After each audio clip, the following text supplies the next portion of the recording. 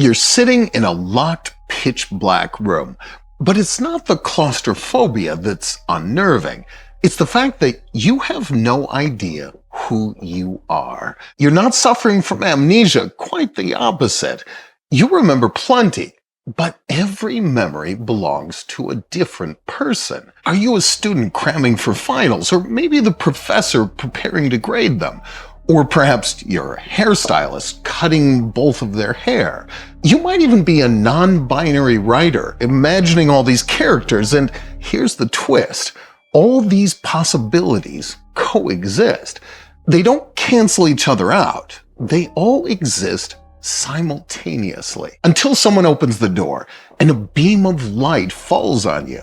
The figure in the doorway speaks, "Steve, enough sitting around. You've got to study for exams." And just like that, you finally know who you are. All those memories of others vanish in an instant. This is not some creepy psychological experiment. It's just a way to show you how quantum phenomena might look on a human scale. They're absurd, counterintuitive, and unlike anything we deal with in everyday life. And that's exactly why quantum physics is so hard to grasp, even for scientists. Yet it governs the entire universe at its most fundamental level. So today I'll try to explain the bizarre world of quantum physics, starting with the simplest concepts and ending with the most mind-blowing experiments that challenge everything we know about reality. But can you wrap your head around the key experiments and paradoxes of quantum physics without losing your mind? Let's start with the basics. Without these, you'll have no chance of understanding anything else. The very first concept came from a terrible catastrophe, an ultraviolet one. And no, it's not like forgetting sunscreen and getting so sunburned you can't move without wincing. In the early 20th century, two Englishmen, Lord Rayleigh and James Jeans, broke classical physics. All they wanted was to figure out how objects emit light. While their equations worked for hot things like stars and molten metal, cold black objects created a terrifying paradox. According to Newtonian physics, their molecules should vibrate at any frequency and glow on all of them. And the higher the frequency, the brighter the glow. So starting from the ultraviolet spectrum, all objects should constantly emit almost infinite amounts of light. Clearly, that's absurd. But Rayleigh and Jeans couldn't figure out why. And that's when the German physicist Max Planck stepped in with an absolutely wild idea. What if molecules don't emit a continuous stream of light across all possible frequencies, but instead release it in separate portions at only certain frequencies? Back then, this sounded like complete nonsense. Planck himself considered it nothing more than a mathematical trick, unrelated to reality, just a way to avoid the problem of infinite radiation. Honestly, it's like what we all did in school, tweaking calculations to fit a preset answer. But then, Planck's formulas caught the attention of Albert Einstein, who decided to imagine that this was actually true. He suggested that light isn't a continuous wave, but rather a stream of individual particles, or quanta, which we now know of as photons. This insight proved incredibly useful for Einstein to finally explain the photoelectric effect, where a metal plate produces current only when exposed to specific colors of light, such as ultraviolet. Only these photons have enough energy to knock electrons out of metal. For his groundbreaking work on the photoelectric effect, Einstein received his only Nobel Prize. This discovery sparked discussions among his peers about a whole new field of science, the strange physics of these quanta, or quantum physics. But they weren't prepared for the levels of weirdness that awaited them. Around the same time, at the start of the 20th century, scientists finally discovered that atoms consist of three main components: positively charged protons, neutral neutrons and negatively charged electrons. However, seeing how these components are arranged under a microscope was simply impossible. So scientists proposed theories, each crazier than the last one.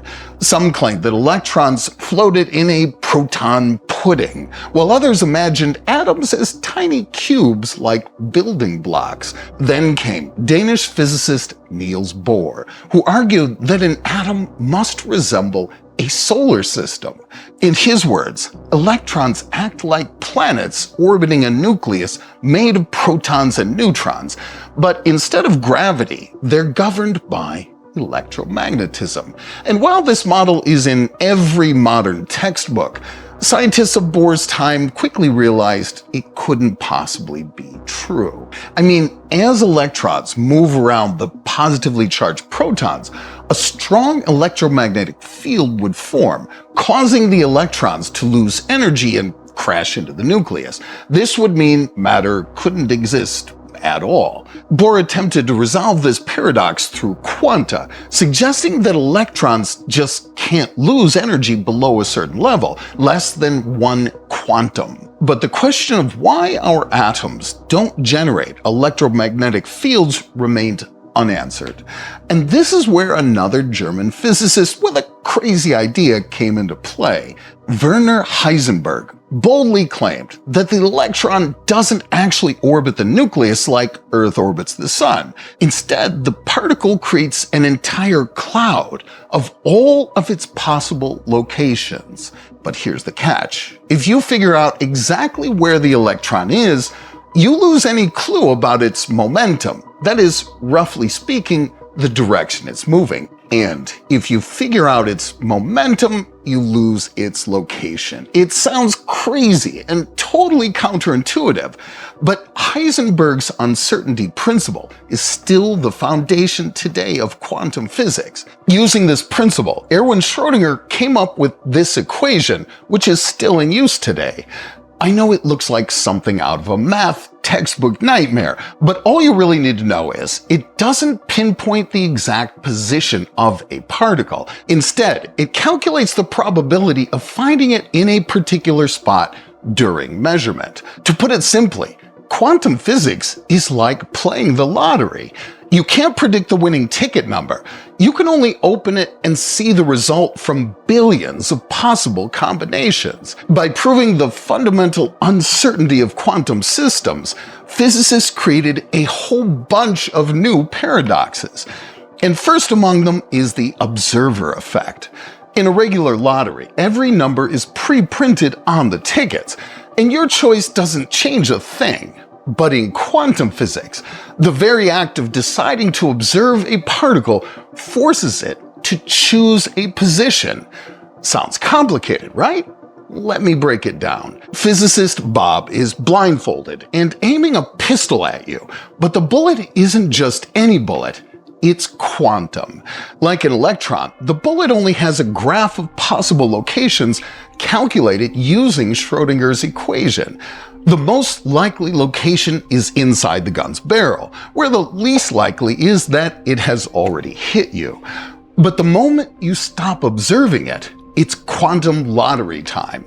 Bob doesn't even fire the gun, yet the bullet could end up anywhere. Even a wall won't save you because thanks to quantum tunneling, the bullet can spontaneously appear on the other side as long as it's within the realm of probability. So if luck isn't on your side, the next time you check, you might find it lodged in you. Ouch! But hey, it's still most likely to find it in the barrel. So why even test your luck?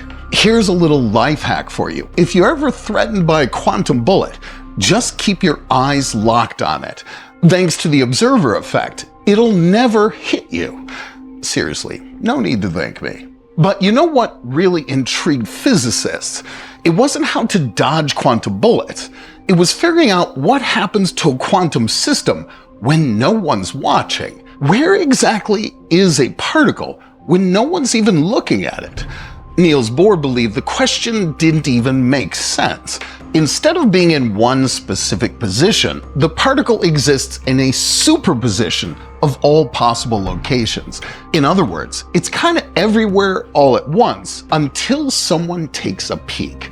This idea comes straight out of Schrödinger's equation, but even Schrödinger himself hated the uncertainty it implied. To challenge Bohr's view, he came up with his famous thought experiment. Yep, Schrödinger's cat. You probably heard of it. A cat is placed in a sealed box with a deadly device triggered by the decay of a radioactive atom. Over an hour, there's a 50-50 chance the atom decays, activating the device, and, well, you know. What's the poor cat's state during that hour? Common sense says it's either alive or dead. But since atomic decay is a quantum process, the cat must be in a superposition of both alive and dead at the same time. And here's the kicker. Schrödinger created this thought experiment to show how ridiculous quantum uncertainty is. Yet, ironically, his imaginary cat is now the go-to illustration of quantum mechanics. And get this, in March 2023, researchers at the Swiss Federal Institute of Technology managed to put a 16 microgram sapphire crystal into a superposition of its vibrational states. It was like the crystal was vibrating in multiple ways at once. Talk about bringing Schrödinger's cat to life, except this time it's a crystal. So who knows, maybe one day we'll learn how to put people into quantum superpositions.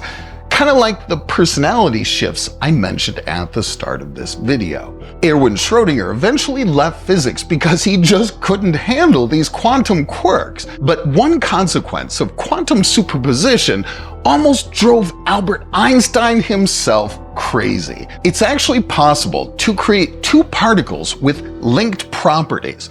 For example, one particle's quantum spin might be +1, while the other's is automatically then -1. Together, they always balance to 0. But here's the catch. Without observation, you have no clue which particle has which spin. Until you look, both are in a superposition, just like Schrödinger's cat. But as soon as you measure the spin of one particle, you instantly know the spin of the other particle, no matter how far apart they are. That's very important. Imagine one particle zips off to the other side of the country, say California to Washington. The moment you observe one, you immediately know its entangled partner's state. This phenomenon is called quantum entanglement. And you know what? It absolutely freaked out Einstein. What scared him the most was that if you separated these particles far enough, information about one could be transmitted to the other faster than the speed of light. Einstein called it spooky action at a distance and spent years trying to prove there must be some hidden law of the universe preventing such things. Spoiler alert, this is one of the rare cases where Einstein was wrong. But to explain why, we have to dive even deeper into quantum physics. It's kind of ironic though. On the one hand, Einstein rejected quantum entanglement, but on the other hand, he didn't question even weirder quirks of quantum mechanics. Let's rewind for a moment. Back in the 17th century, Isaac Newton proposed something that doesn't get much attention today, the corpuscular theory of light. According to Newton, light wasn't a wave. It was made of tiny particles called corpuscles. Sound familiar? It's basically the same idea as Planck's quanta. But fast forward to the early 19th century, and along comes Thomas Young to ruin Newton's day with the first version of the famous double-slit experiment. Shine a light through a barrier with two slits, and you see a striped pattern on the wall behind it. Those dark stripes are caused by interference, a property unique to waves. When two waves overlap, they can cancel each other out completely. So, light is definitely a wave. But hold on, we just concluded that Albert Einstein, through the photoelectric effect, convincingly proved that light is made up of quanta, photons, and he even won a Nobel Prize for it. So what's going on here? The particle nature of light is demonstrated in the second version of the double-slit experiment, which became possible only in the 20th century. Scientists added a special detector to check which slit individual photons went through. And surprise, surprise, no interference pattern, just two bright lines where the photons hit directly. So, light is a particle, you say? Oh, my sweet summer child. As soon as we turn off the detector, it starts behaving like a wave again, just because of the observer effect. The very act of observing changes the result. But the strangest thing isn't that light is both a wave and a particle at the same time. After all, Schrodinger's cat is both alive and dead too. In the third version of this experiment, scientists fired individual particles through the slits without observing them. And even then, over time, the familiar interference pattern appeared on the wall behind the barrier. It's as if independently, each particle knew it was part of a wave and had to land at one of its peaks. What is even happening here? From the perspective of quantum physics, even when you fire a single particle, it's the wave that passes through the slits causing interference. But just before it reaches the wall, the wave collapses into a particle, which then lands on one of the patterned stripes. By placing the detector before the slits, you force the wave to collapse into a particle even before the interference occurs. That's why you only see two stripes from individual particles on the wall. If you've managed to follow all of this, you might now be asking, how exactly does the mere act of observation cause the wave to collapse? Physicists have tried to answer this question with new experiments, but spoiler alert, they've only made things worse. They added a special crystal to the same double-slit experiment. When a photon enters the crystal, it generates pairs of quantum entangled photons. So now we get 4 photons, but only one from each pair actually hits the wall. Now bear with me. Since all these photons are part of a single wave, they still create an interference pattern. But what if we place detectors not on the photons hitting the wall, but on their quantum entangled particles that just fly off to the side? As you may recall, once we measure one particle, we instantly know everything about the other. And this is why the interference pattern disappears, and you're left with just 2 stripes on the wall, corresponding to individual particles. Let me repeat that. We didn't even observe these photons directly, only their quantum entangled partners, yet that was enough to collapse the wave. But guess what? It seems like spooky action might also work across time. If you delay the detectors so the second pair of photon hits them well after the first pair reaches the wall, you'll recreate the simplest version of the delayed choice experiment. So, what do you think will happen? It seems like the interference pattern should appear on the wall, since at that moment, the second pair of photons hasn't even reached the detectors yet, and the wave shouldn't have had any chance to collapse. But that's not what happens at all. Somehow, the observation on the detectors that happen later affects the behavior of the quantumly entangled photons from earlier, making them create 2 simple stripes on the wall. So either the first pair of photons knew the future in advance, or the second pair sent information back into the past. And if you ask a quantum physicist, what the heck is happening here? They'll just tell you you're imagining photons actually flying somewhere. It's all just one wave interacting with itself. But we literally started with the creation of quantumly entangled photons, not waves. Ugh. The truth is, there's still no consistent explanation for these results. What we do know for sure is that quantum physics is that weird. If you're starting to doubt the very existence of reality itself, welcome to the club. You're now officially a quantum physicist, ready for the most mind-bending experiments. This all stemmed from a famous debate between Niels Bohr and Albert Einstein. Bohr believed particles randomly choose their properties after observation, while Einstein was sure they were determined from the very beginning.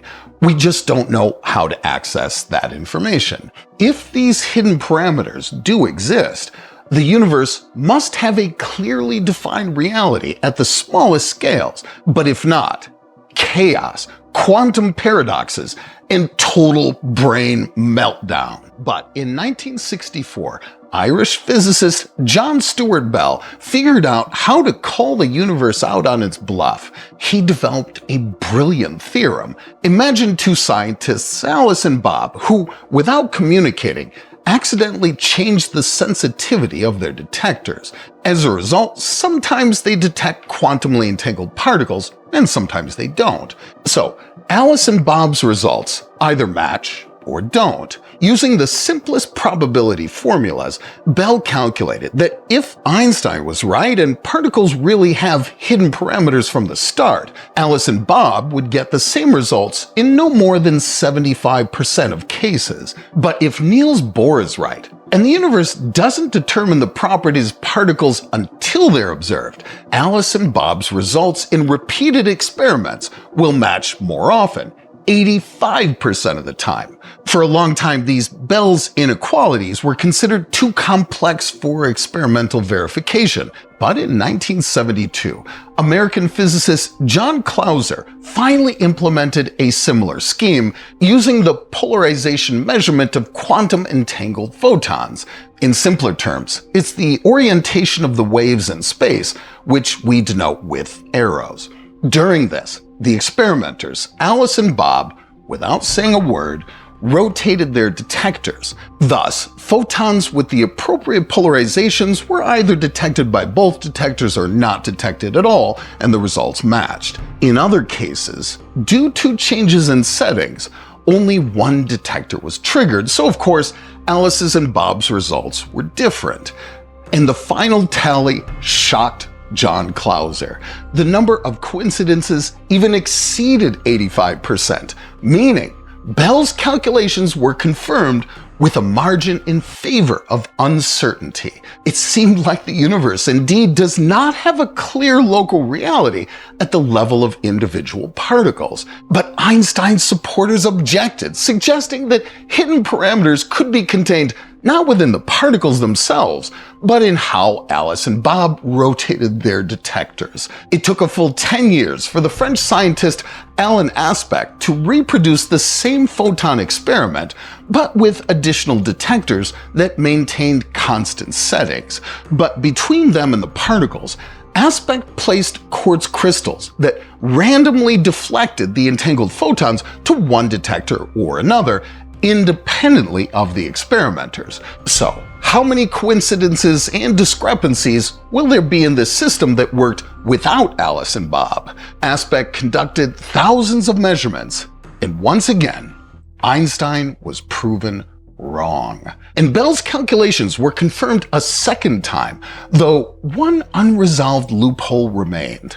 At the end of the 90s, Austrian physicist Anton Zeilinger recreated the same setup that Alain Aspect built, but added ultra-fast random number generators that controlled the transparency of the quartz crystals. This means that if hidden Einstein parameters were somehow left inside the particles, affecting the experiment, Zeilinger completely ruled that possibility out.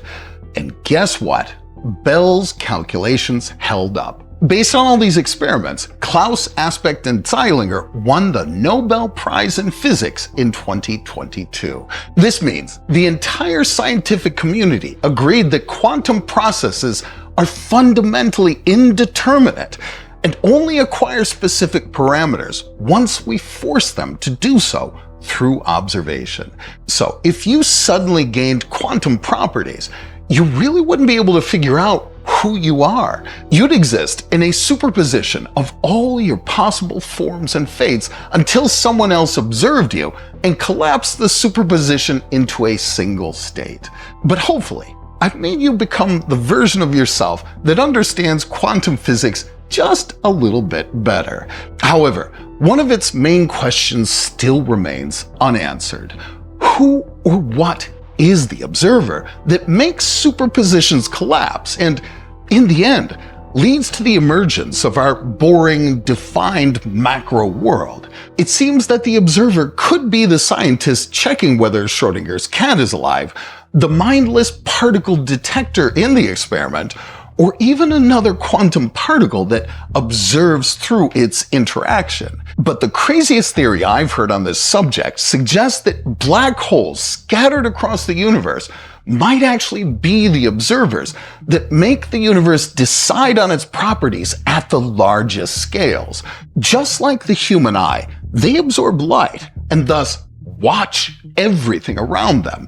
So if there were no black holes, we might truly have quantum properties. But would you want to be able to exist in a superposition and, after collapsing, drastically change your life? And please be sure to tell me in the comments at which point in the video your mind totally broke, or if you managed to keep up and actually understood.